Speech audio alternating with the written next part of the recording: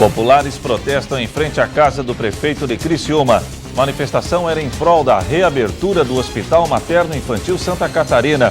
E por falar em materno infantil, Justiça bloqueou aproximadamente 4 milhões de reais das contas da prefeitura e determina a reabertura imediata do Santa Catarina. Após ação do Ministério Público Federal, Justiça condena fraudadores da Previdência por formação de quadrilha.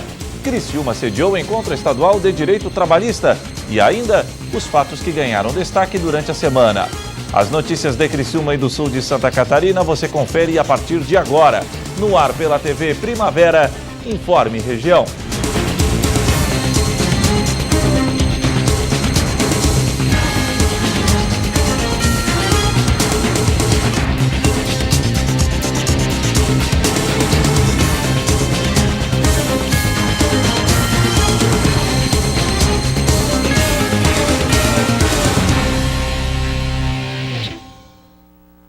Hoje, sexta-feira, 4 de novembro de 2016. Para você que sintoniza a tela da TV Primavera, boa noite.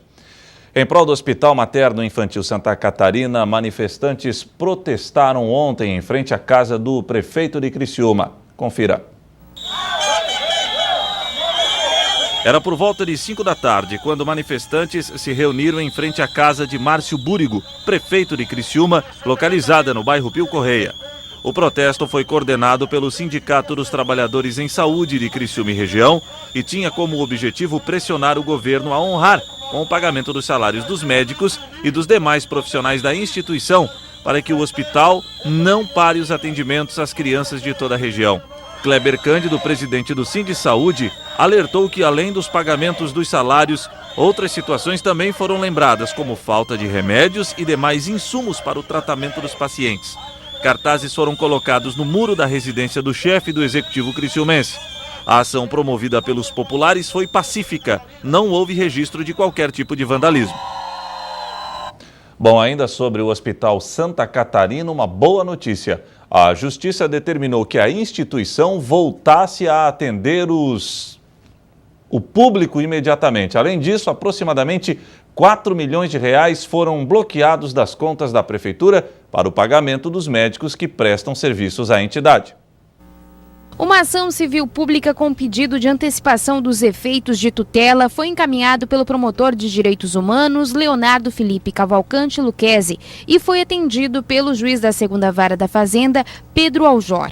A determinação que foi decretada determina a abertura do Hospital Materno Infantil Santa Catarina. Nós recebemos essa informação na madrugada de que o doutor Leonardo Luquezzi ingressou com uma ação civil pública, né, pedindo antecipação da tutela, ou seja, uma decisão liminar, para que fosse reaberto o Hospital Materno Infantil, para que as crianças, né, que são as maiores prejudicadas, não tenham nenhum prejuízo com relação à sua saúde. E, para nossa surpresa agradável, o doutor Pedro acatou essa solicitação e deu uma decisão liminar, né, fazendo com que o ISEV reabra o hospital, que a Prefeitura, através do bloqueio judicial, pague essas contas, né, tanto para os fornecedores do ISEV, assim como o corpo clínico e para os demais funcionários, e que o hospital atenda novamente as crianças. Os salários dos médicos ainda não estão na conta e o juiz intitulou um administrador judicial para que realizem todos os trâmites necessários para o funcionamento normal da entidade hospitalar. Das contas da Prefeitura de Criciúma foram bloqueados 3 milhões e 750 mil reais. O doutor Pedro, o juiz da 2ª Vara da Fazenda, nomeou um administrador judicial, né, o doutor Agenor Dalfenbach. Esse vai ser o responsável por administrar esse valor que foi bloqueado, né? Então, com esse valor, ele vai fazer o pagamento dos salários dos médicos e funcionários, né, e depois, mais tarde, o valor dos fornecedores. A situação, de uma maneira geral, no hospital estava complicada, por isso a importância do sequestro no valor para o pagamento dos medicamentos necessários, assim como alimentação especial para os pacientes internados. Ultimamente, realmente estava faltando tudo no hospital, desde a medicação, né, também a alimentação para as pessoas que estavam lá. Então, um exemplo, se o hospital estivesse funcionando na sua plenitude, teria para 10, 15 dias apenas esses insumos, né? Então, o que fez a liminar foi que esse dinheiro faça né, a composição novamente desses alimentos, dessas medicações que estão em falta e que dê condições mínimas, pelo menos para os médicos e os funcionários, poder tratar as crianças que vão lá chegar. Em nota, a Prefeitura informou que a Administração Municipal de Criciúma e a direção do Instituto Saúde e Vida, o ISEV, estiveram reunidos na manhã desta sexta-feira para a definição dos encaminhamentos do Hospital Materno-Infantil Santa Catarina após a notificação judicial. O prefeito de Criciúma, Márcio Búrigo, determinou no encontro desta manhã que, após a notificação oficial, todas as exigências elencadas pela Justiça sejam cumpridas rigorosamente. Sendo assim, nas próximas horas, todos os serviços devem voltar à normalidade no Hospital Materno-Infantil Santa Catarina. O pronto-socorro será reaberto com todos os seus atendimentos. Médicos, incluindo especialistas, vão retomar suas atividades além do pronto-socorro. Atendimentos de urgência e emergência também seguem feitos no hospital. O governo de Criciúma também destaca que esses serviços não foram interrompidos em momento algum. Por hora, o plano emergencial de atendimento pediátrico, divulgado nos últimos dias, também segue feito normalmente nas unidades básicas de saúde e também nas unidades de pronto atendimento 24 horas. A seguir, após a ação do Ministério Público Federal, Justiça condena fraudadores da Previdência por formação de quadrilha.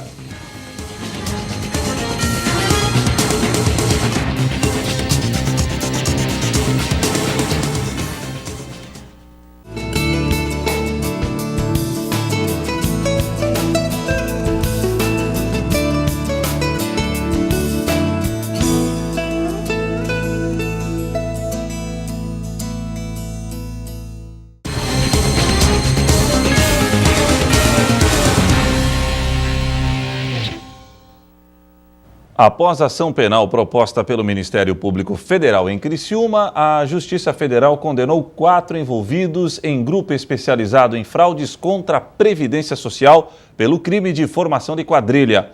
A reportagem é de Morgana Salvador. Após mais de 7 meses de investigações e os últimos 2 anos trabalhando com as ações que responsabilizam os envolvidos, o Ministério Público Federal em Criciúma e a Justiça Federal iniciam as condenações da quadrilha que cometia fraudes contra a Previdência Social. As fraudes aconteciam com a participação de uma senhora que residia aqui na cidade de Sara. Ela, juntamente com alguns familiares, o ex-esposo e a filha, arregimentavam clientes. Elas muitas vezes iam até os postos da Agência de Previdência Social, vendo o desespero, às vezes, de pessoas que não tinham benefício previdenciário renovado ou situações de esporte. Elas forneciam uma propaganda, diziam: eu não posso te ajudar, eu tenho contatos, diziam que eram pessoas que poderiam facilitar a concessão do benefício. Após uma longa investigação, foi possível chegar aos criminosos que forneciam os atestados médicos que eram falsos. Ainda foi possível confirmar a presença frequente de alguns médicos que forneciam os atestados aos clientes da quadrilha. Estrutura de análise de risco da agência previdenciária, do INSS, percebeu uma desconformidade, um exagero de situações, e nisso teve um dado também curioso, que houve uma denúncia anônima, que aparentemente se atribui a uma sogra da líder da quadrilha. Ela teria, por desavenças familiares, teria feito essa denúncia anônima, mandado uma carta para o INSS, falando que alguém estaria vendendo esses atestados e fazendo essa operação. A quadrilha tinha algumas maneiras de receber pelos serviços prestados. Os médicos que ofereciam e forneciam os atestados médicos falsos, eles recebiam em torno de R$ 350 por atestado, sem sequer consultar, sem sequer conhecer as pessoas. Então, um atestado simplesmente para opor o carimbo e assinatura no atestado médico. A líder da quadrilha dividia depois com seus comparsas o valor da primeiro mês de benefício previdenciário. Então, um beneficiado recebesse da Previdência R$1.000, ia pagar R$1.000. Se o valor do benefício previdenciário fosse R$2.000, ia pagar R$2.000 e assim por diante. E se houvesse a obtenção de aposentadoria, muitos aposentaram, o que a gente chama de licença por tempo indeterminado, né, o benefício previdenciário por tempo indeterminado, esses que se aposentassem, a quadrilha cobrava deles um valor de 6 a 8 mil reais, que era obtido através de empréstimo consignado. 93 pessoas foram beneficiadas pelas ações fraudulentas, que geraram um prejuízo para o INSS de aproximadamente 4 milhões de reais. Conforme cada julgamento, as pessoas envolvidas estão sendo indiciadas e recebendo a pena que deverá ser cumprida, assim como também deve haver o ressarcimento do valor que foi pago pelo benefício. E nós acreditamos que as penas serão altas e em regime fechado para os membros da quadrilha.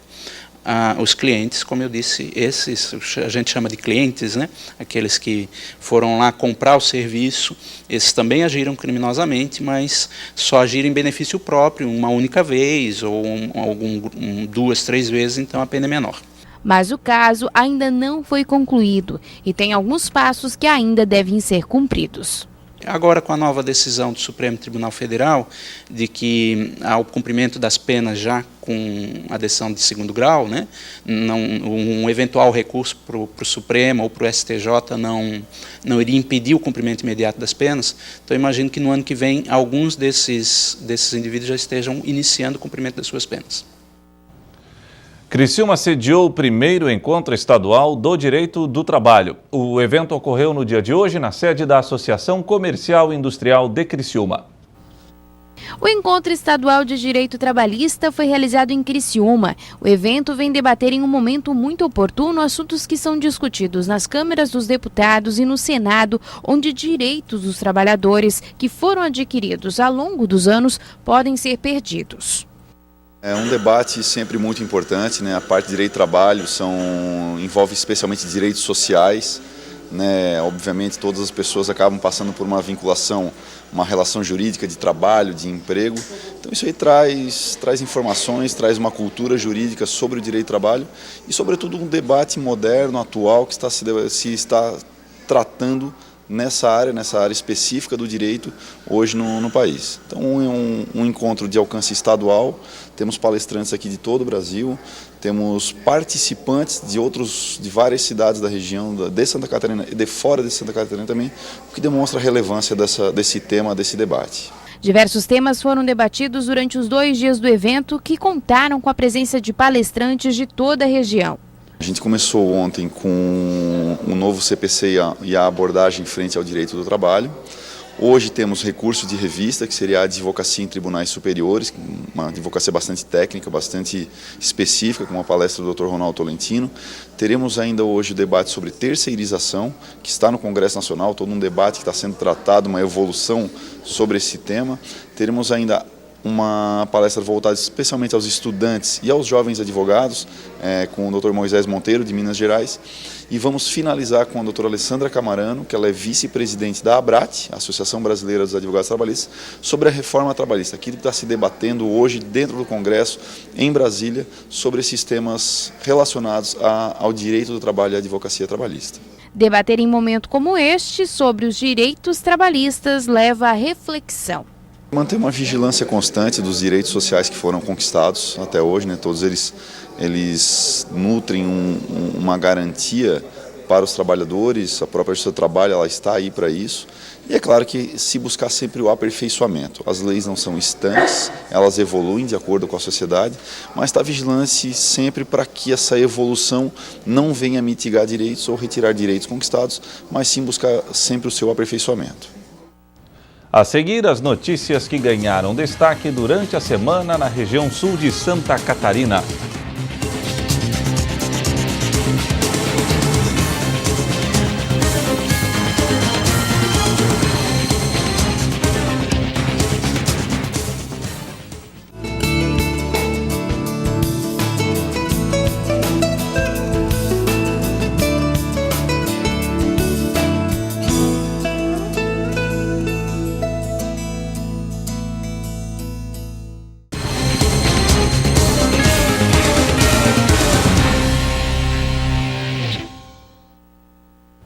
E para fechar o Informe Região desta sexta-feira, vamos conferir as notícias que ganharam destaque durante a semana no sul de Santa Catarina. Segunda-feira, Empresa aérea Passaredo demonstra interesse em operar no aeroporto Dionísio Freitas de Forquilinha. Interesse de levar esses passageiros até os hubs, até no caso Guarulhos, ela já definiu.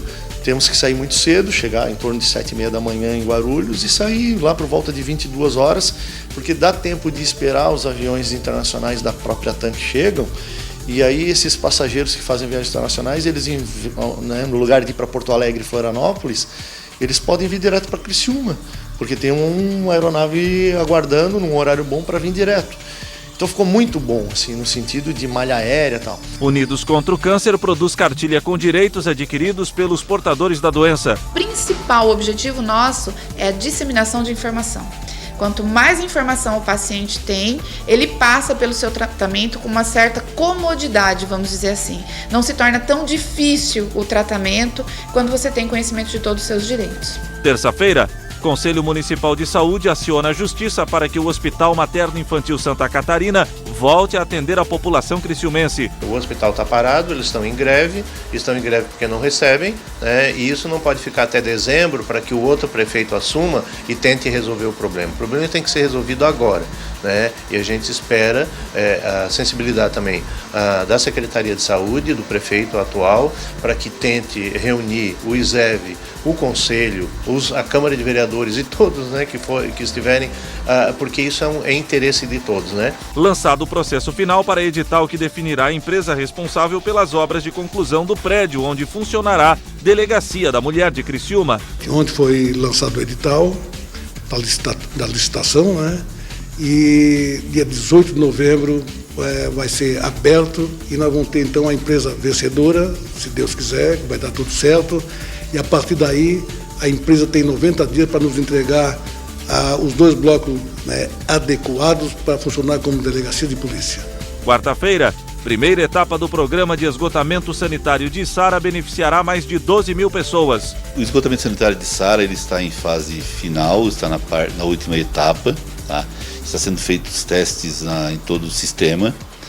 Nós agora estamos nas tratativas finais com a Casan e com a empresa executora e com a Caixa Econômica Federal.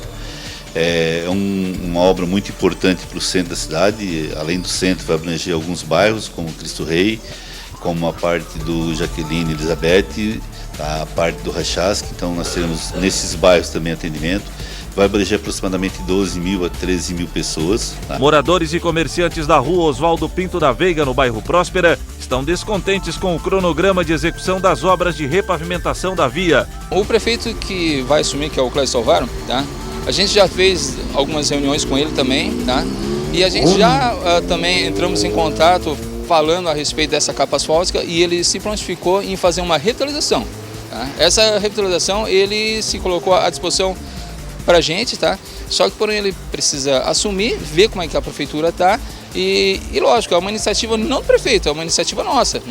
Nós falamos para eles, o comércio da Próspera quer uma revitalização. Quinta-feira, médicos do Hospital Materno-Infantil Santa Catarina irão parar na totalidade atendimentos da instituição, caso os salários não sejam pagos até o final do mês. Nós estamos vivendo hoje a maior crise da história do Hospital Infantil Santa Catarina.